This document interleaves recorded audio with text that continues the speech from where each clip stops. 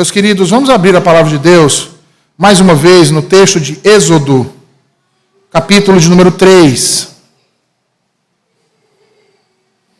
Nós vamos fazer novamente uma leitura dos versículos 1 ao 12.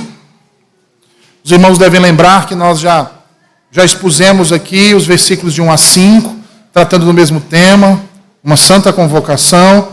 Agora nós vamos dar continuidade a partir do versículo de número 6 até o versículo de número 12. Então, Êxodo, capítulo de número 3, versículos de número 1 até o versículo de número 12, meus irmãos.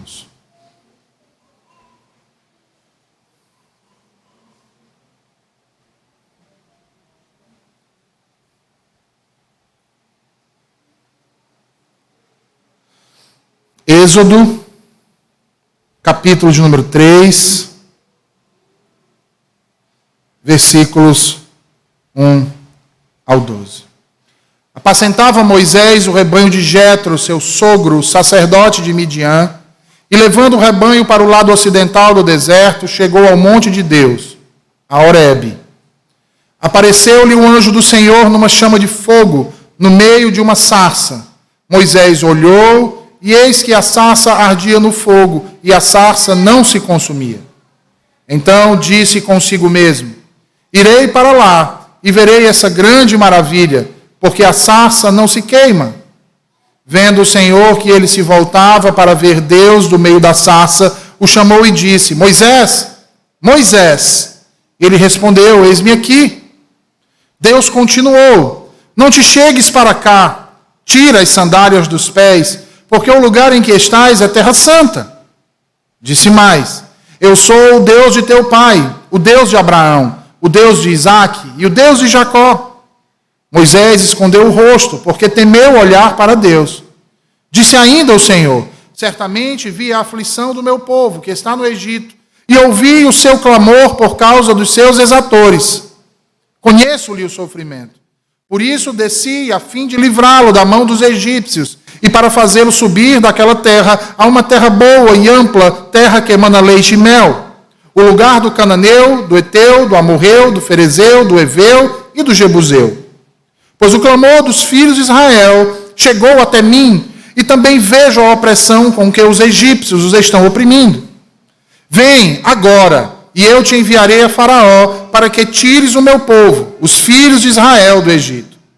Então disse Moisés a Deus: quem sou eu para ir a Faraó e tirar do Egito os filhos de Israel?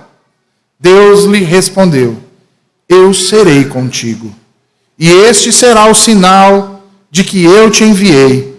Depois de haveres tirado o povo do Egito, servireis a Deus neste monte. Amém. Oremos mais uma vez, meus irmãos. Senhor bendito, tua palavra foi lida e agora será proclamada ao coração dos teus filhos. Fala conosco, Senhor, em nome de Jesus. Amém e amém. Nós vimos em nosso último sermão, meus irmãos, nesse texto que acabamos de ler, que Moisés, após sair para o deserto de Midian, a fim de pastorear o rebanho de seu sogro Jetro, chegou a um monte no lago ocidental do deserto, um monte chamado Horebe. E ao chegar diante daquele monte, Moisés avistou algo que até então ele nunca havia presenciado. Um arbusto, uma sarça que estava a queimar, porém sem ser consumida pelas chamas. E o texto nos diz que Moisés fica curioso com aquilo, e no intuito de investigar como aquilo poderia ser, ele se aproxima para observar aquele fenômeno mais de perto. E ao se aproximar, uma voz ecoa de dentro daquela sarça.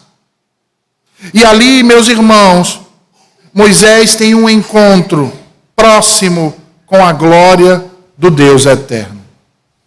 Ele ouve, então, a voz de Deus falando com ele, e do meio daquela sarça, explicando-o que havia visto a miséria do seu povo Israel e ouvido o clamor por sua libertação.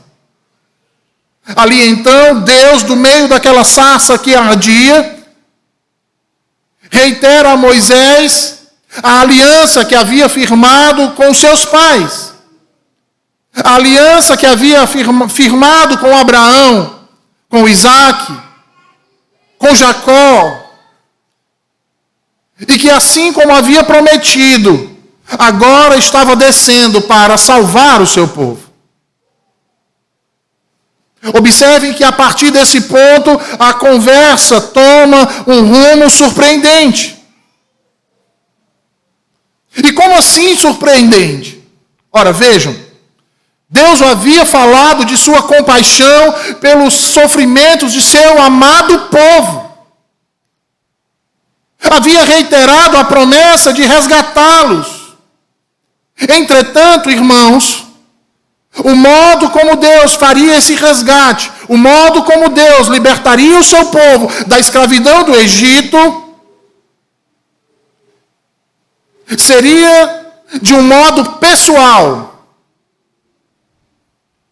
Um relacionamento salvífico, pessoal.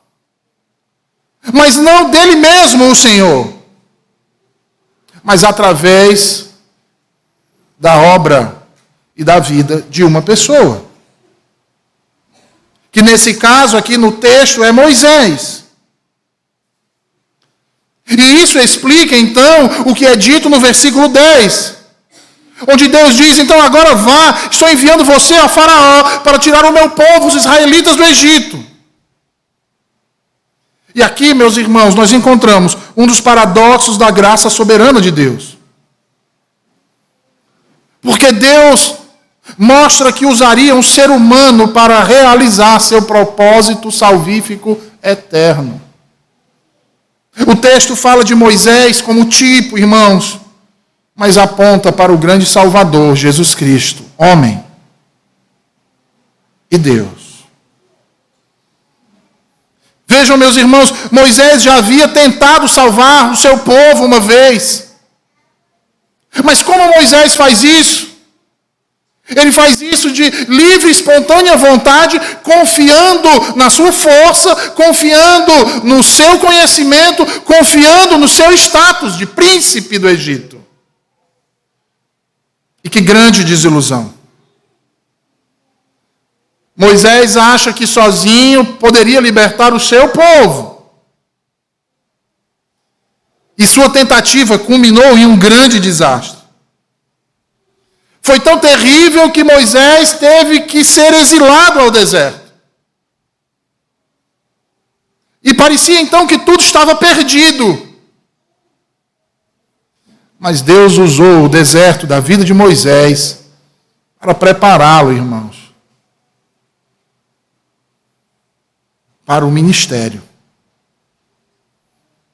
E havendo chegado o fim do tempo de preparação, Deus agora o estava comissionando para liderar o seu povo para fora da escravidão. No final, meus irmãos, é claro que foi Deus quem libertou o seu povo, mas fez isso soberanamente através de seu servo Moisés, seu agente humano para a libertação. E, meus irmãos, o chamado de Moisés e a libertação de Israel nos mostra como Deus soberanamente conduz a história e age providencialmente no seu cumprimento. Também nos mostra didaticamente como Deus salvaria o seu povo do domínio das trevas, da escravidão dos pecados, e os conduziria de volta à vida e ao seu reino eterno de paz. Vejam, a mãe de Moisés, não pelo acaso, mas pela fé, coloca o seu pequeno bebê em um cesto, num rio, na tentativa de salvá-lo, de preservar-lhe a vida. Mas a mão de Deus conduz aquela pequena criança até o palácio de Faraó. E não somente isso, faz com que também a sua própria irmã se mantenha próxima o tempo todo de seu crescimento. E que seja amamentado nos seios de sua própria mãe.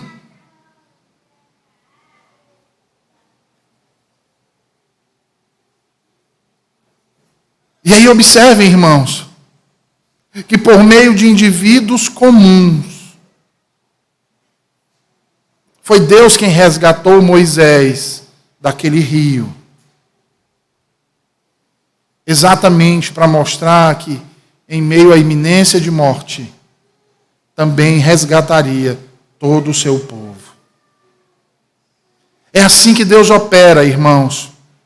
Sua soberania divina envolve a atividade humana, de tal forma que faz com que a vocação de Moisés seja um lembrete para todo crente.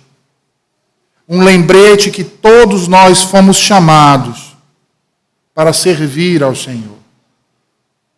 E se é para servir, significa que todos nós temos um trabalho a fazer. No capítulo anterior, nós podemos ver que sempre que Deus salva alguém, Ele chama essa pessoa de modo pessoal e proposital para crer nele. E aqui nós descobrimos que o chamado de Deus a Moisés incluía não apenas a sua salvação, mas também a sua vocação. E aqui eu quero usar o termo vocação especificamente para designar uma tarefa. Deus não apenas o salvou, elegendo-o, preservou a sua vida, o tirando daquele rio e o conduziu ao palácio, mas agora o chama do meio do deserto para lhe dar um serviço, para realizar uma obra gloriosa. E o mesmo é verdade para cada um de nós, irmãos. O mesmo Deus que nos salvou é o mesmo Deus que nos envia. Se Moisés foi incumbido de uma grande comissão, todos nós em Cristo também fomos incumbidos pelo próprio Senhor Jesus Cristo de tão nobre comissão ou maior comissão do que a que Moisés recebeu. E assim todos nós temos dois chamados, tanto da salvação quanto do serviço. Cada um de nós é, portanto, chamado para servir o mesmo Deus de Moisés, o mesmo Deus que falou com ele a partir daquela sarça que ardia e não se consumia. Quer sejamos pastores, quer sejamos qualquer outra coisa, dentistas, médicos, farmacêuticos, construtores, carteiros,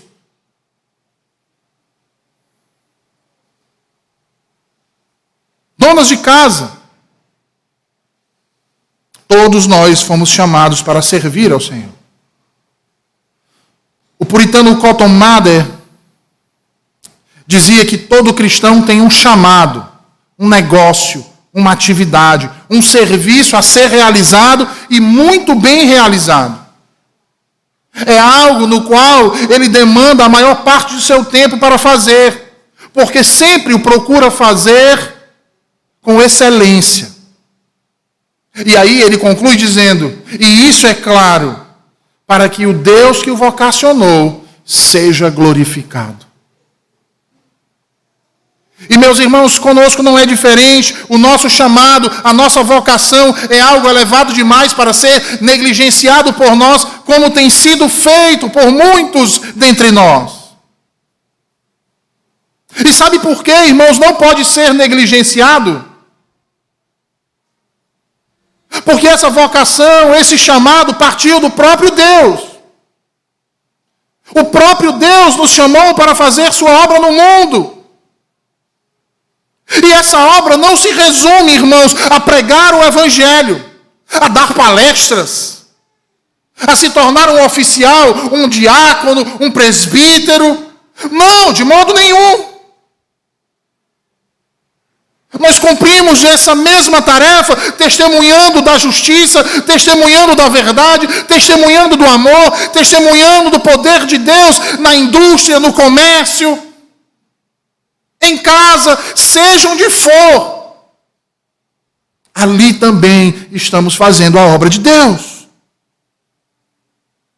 Porque essa obra para a qual nós somos chamados é expansiva, irmãos, a tudo o que fazemos. Porque glorifica o seu santo nome.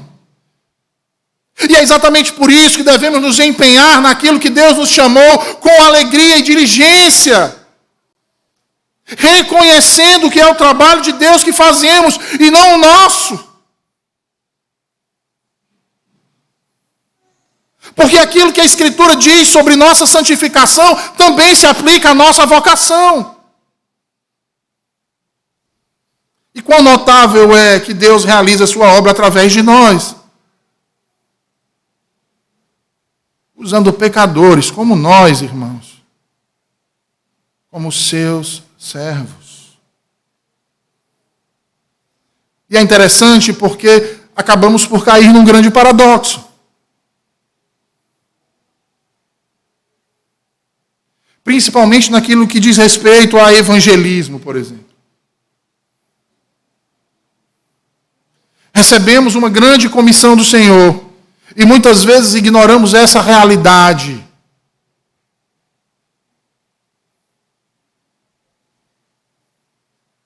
Veja, a soberania da graça de Deus não torna nosso ministério desnecessário.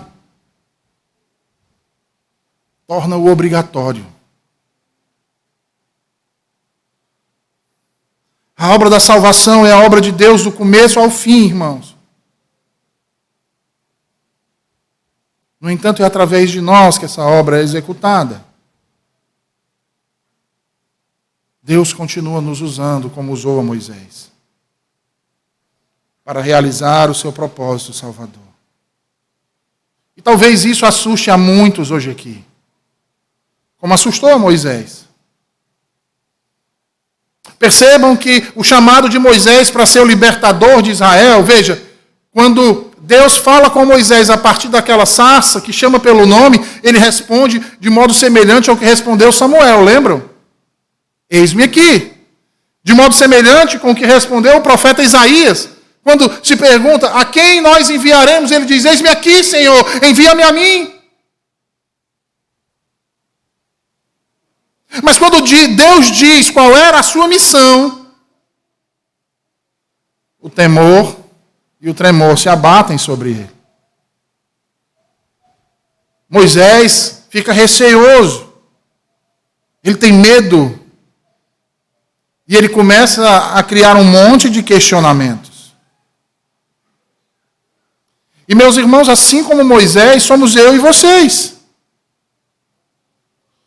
Quando recebemos a incumbência de uma grande responsabilidade para servir ao Senhor, o medo e a insegurança, muitas vezes, têm nos impedido de executar as tarefas.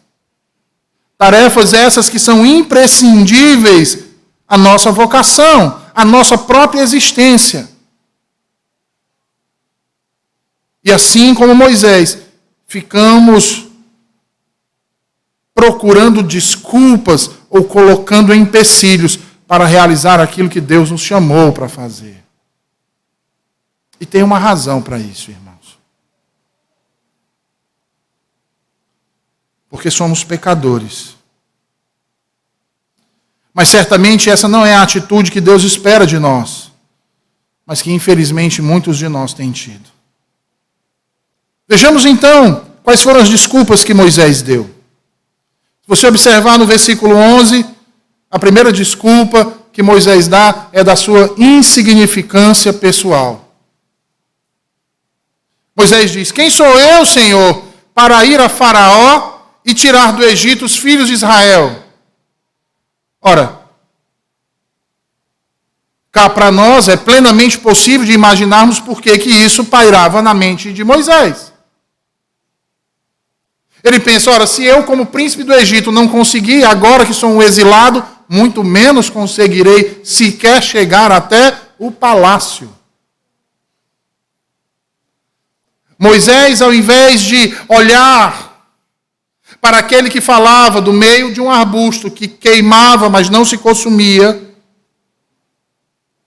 ele olha agora para as suas limitações, para os seus temores,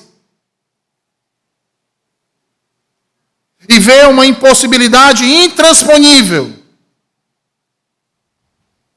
Porque é isso que aparece na nossa frente, irmãos. Quando somos chamados para fazer algo e temos medo de realizar, procuramos algo em que nos segurar para mantermos nessa condição de covardia.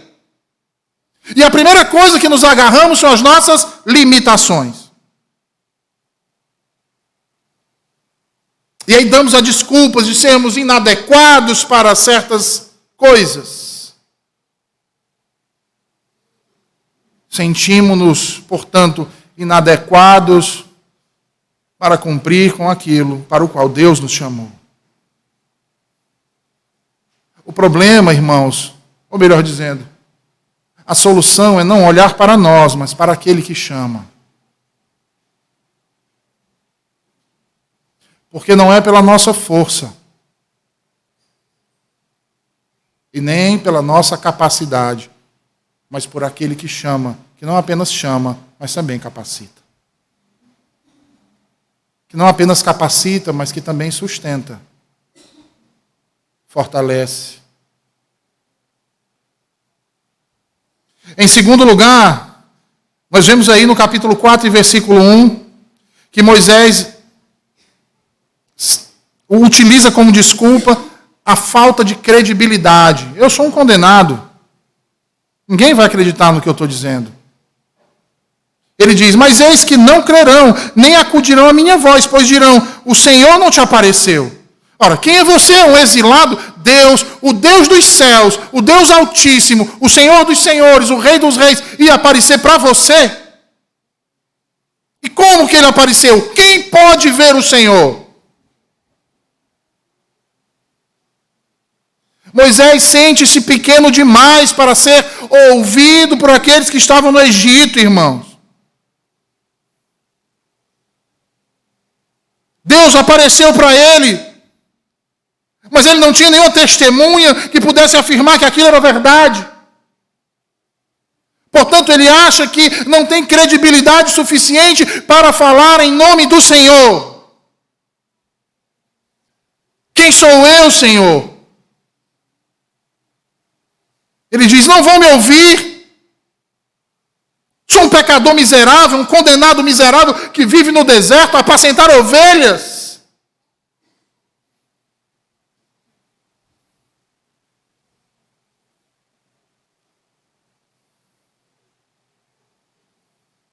Sua experiência pessoal junto à sarça ardente, pensa Moisés, carece de uma confirmação pública para ele ser ouvido.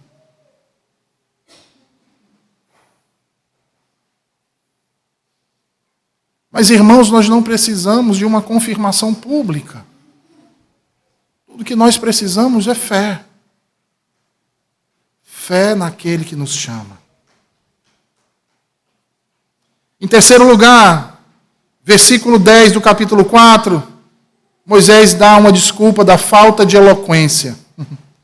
Ele diz, Senhor, eu nunca fui eloquente, nem outrora, nem depois que falaste a teu servo. Sou pesado de boca e pesado de língua. Moisés sentiu-se impedido de ir falar ao povo, uma vez que se julgava não ser eloquente para conversar com as pessoas. Achava que o seu discurso não era bom. Que as suas prédicas ninguém daria ouvidos. Como ouviriam a sua pregação? Sabe, irmãos, e às vezes é exatamente assim que a gente age e que a gente pensa. Nos esquecemos que a boca que temos teve um que a fez.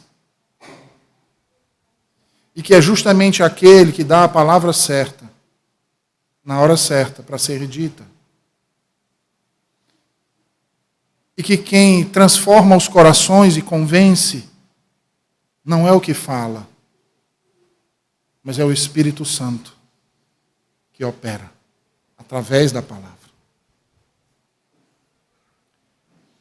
Em quarto lugar, versículo 13, capítulo 4, Moisés dá uma desculpa de pensar que tem outros mais capacitados que devem ir em seu lugar.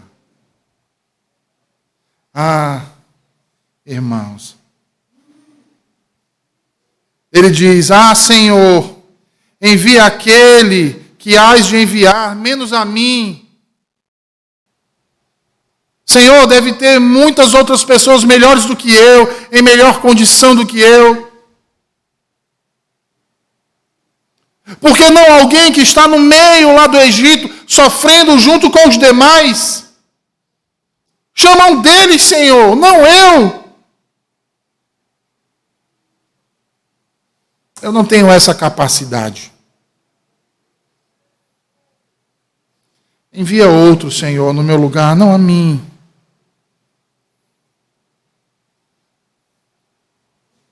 Sabe, irmãos, a gente vê as desculpas de Moisés aqui, diante do Senhor,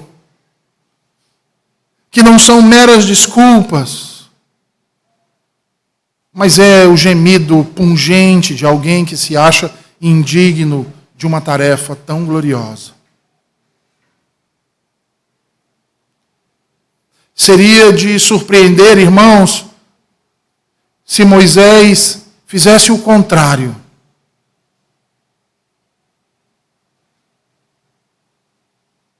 Não, Senhor, envia a mim mesmo, não tem ninguém melhor do que eu. Já imaginou?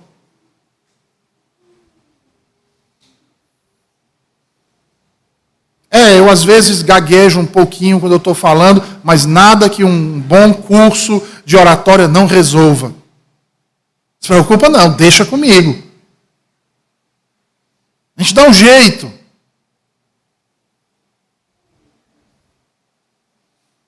É o quê? É para ganhar quanto? Opa, peraí, eu nunca fiz isso não, mas eu aprendo agora. É já já.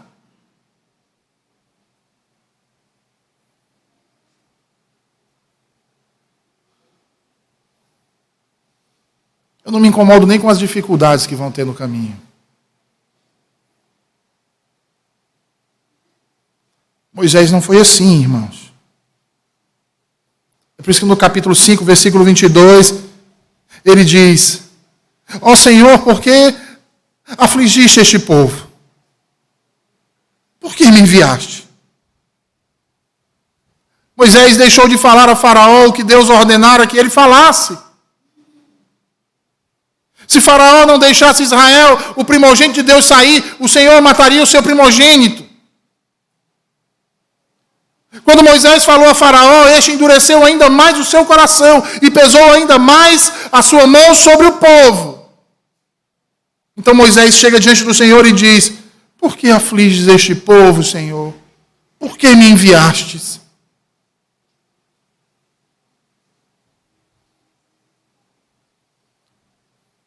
Ele se ressente, irmãos, porque ele sabe que ele não tem força para mover o coração de Faraó. Ele sabe que ele não tem sabedoria, ele não tem influência política, ele não tem moral por si só para fazer uma obra tão gloriosa, ele depende do Senhor. E por isso as suas queixas se dirigem àquele que pode dar vazão, aquele que pode consolá-lo. Em sexto lugar, lá no capítulo 6, versículo 12, parece que Moisés está trabalhando, está procurando ser obediente a Deus, fazendo tudo que Deus ordena, mas o seu trabalho não tem resultado. Porque os israelitas estão trabalhando mais. E isso quer dizer, estão sofrendo mais. E se uma coisa está ruim, e chega alguém prometendo melhora, irmãos, e essa melhora não acontece, e as coisas pioram, as pessoas se voltam contra esse que começou a falar. Então imagina para Moisés. O povo reclamando. O povo achando ruim, dizendo, tu veio salvar a gente, a nossa condição piorou 10 vezes mais. Não viu não que antes a gente tinha pelo menos a palha para fazer os tijolos e até isso nos foi tirado.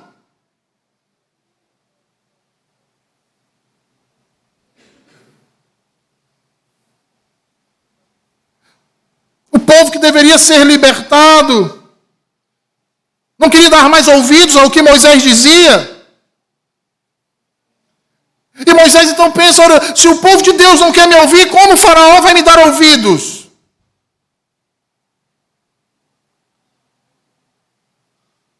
Mas Faraó deu ouvidos. Ainda que o seu coração tenha sido endurecido. E foi endurecido com um propósito. Assim como tudo que acontece tem um propósito. O povo foi forçado a trabalhar mais para mostrar o quão pecaminoso era o seu coração. E para mostrar a Moisés que o chamado que Deus havia feito a ele não era uma coisa fácil. Mas em todas as dificuldades que Moisés passou em seu chamado, o Senhor sempre esteve com ele.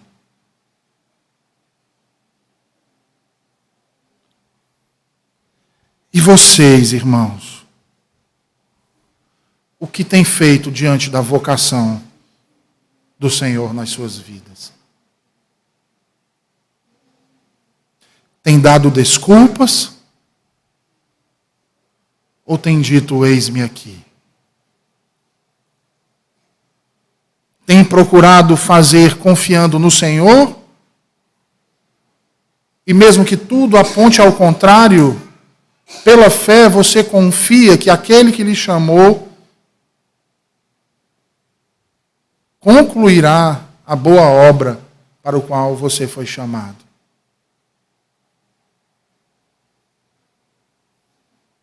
O Deus que chama é o mesmo Deus que capacita.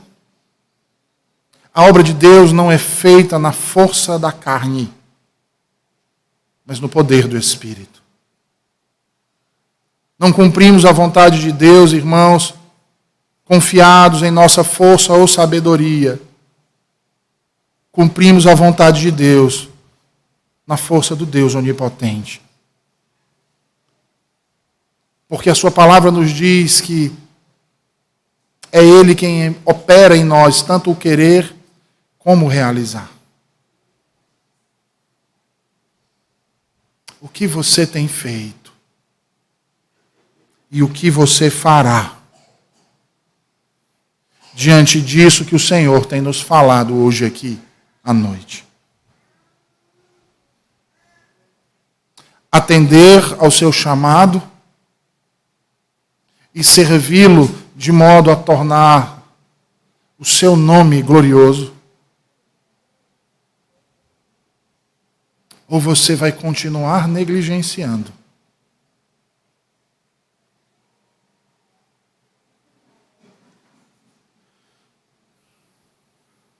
Mas se você atender a esse chamado,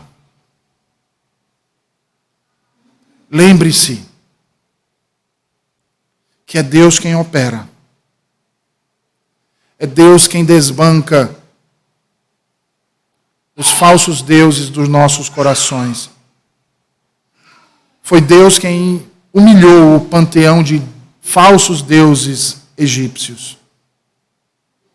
É Deus quem destrona os ídolos do nosso coração. É Deus quem quebra os grilhões que oprimem os pecadores. É Deus que tira o seu povo da fornalha da aflição e os conduz a uma terra que mana leite e mel. Portanto, pare de dar desculpas. Pare de se omitir. Pare de se esconder daquilo que o Senhor lhe chamou. Mas pare também de vanglória. Pare de confiar em si mesmo e achar que a capacidade para servir ao Senhor tem que vir de você. Saiba que nunca você vai ser tão bom para Deus como deveria ser.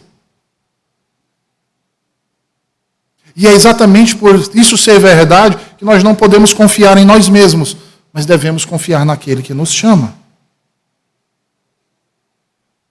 Porque Ele nos chama através daquele que realizou todas as coisas, para que todas as coisas fossem possíveis a nós. Jesus Cristo. Portanto, levante-se hoje. Responda ao Senhor: eis-me aqui, Senhor. E não interessa se você ainda não tem capacidade de fazer, peça e o Senhor lhe dará. Mas faça aquilo para o qual você foi chamado.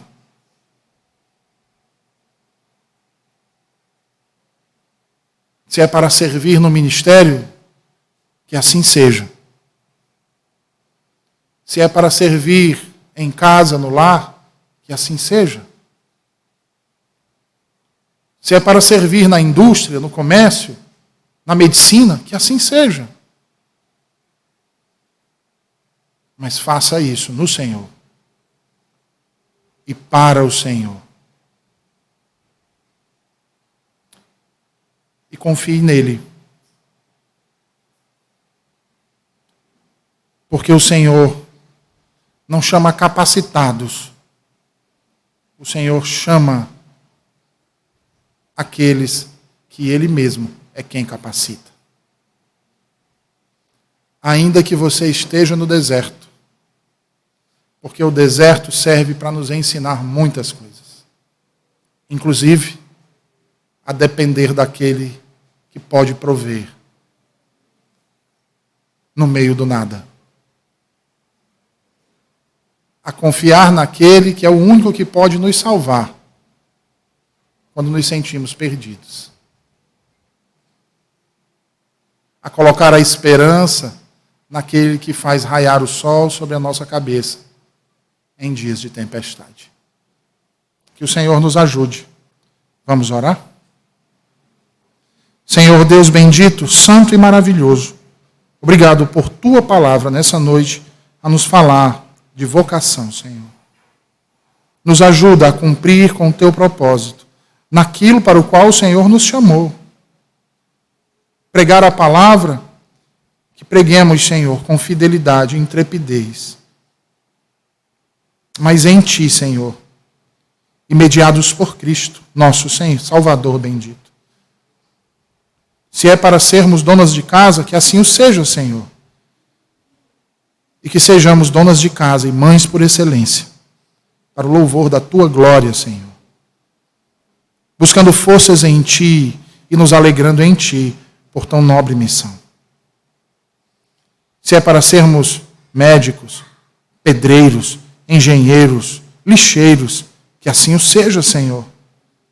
E o façamos com excelência, para que todos vejam a Tua luz a resplandecer em nós. Porque Tu és o nosso Deus, Senhor. E nós fomos chamados por Ti para pertencermos a Ti. Recebemos um novo coração, cujo contentamento está em Ti, Senhor. E que assim possamos fazer valer, hoje e sempre. Em nome de Jesus. Amém.